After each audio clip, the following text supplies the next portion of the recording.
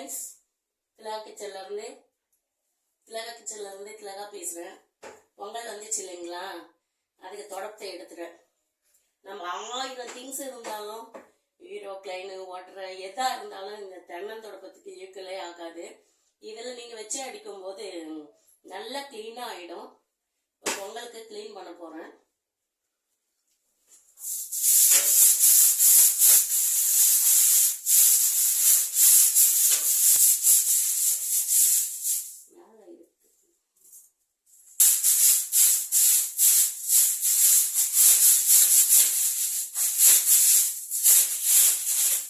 Clean பண்ணி முடிச்சுட்டு பார்க்கலாம்.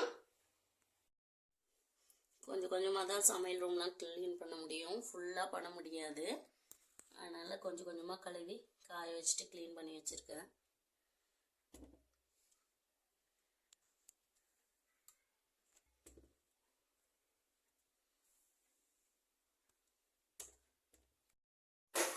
எல்லாத்தையும் தொடச்சி க்ளீன் பண்ணி வச்சிட்டோம்னா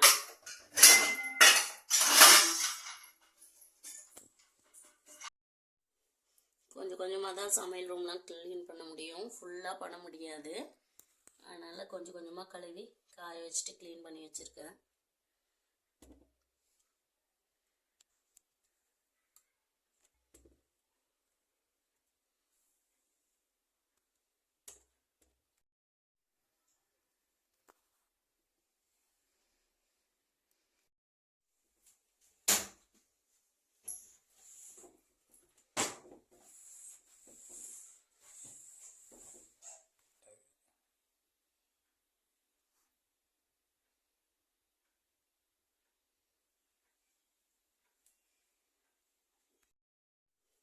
கொஞ்சம் கொஞ்சமாக தான் சமையல் ரூம்லாம் க்ளீன் பண்ண முடியும், ஃபுல்லாக பண்ண முடியாது. அதனால் கொஞ்சம் கொஞ்சமாக கழுவி காய வச்சுட்டு க்ளீன் பண்ணி வச்சுருக்கேன்.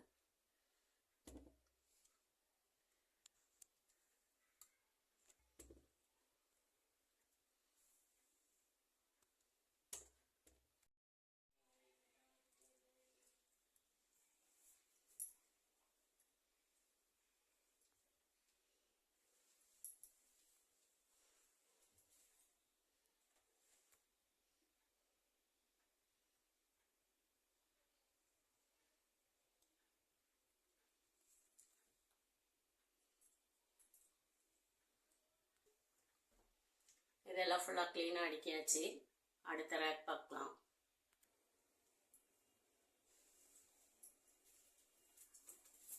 இந்த கபோர்டு அடிக்க முடிச்சாச்சு.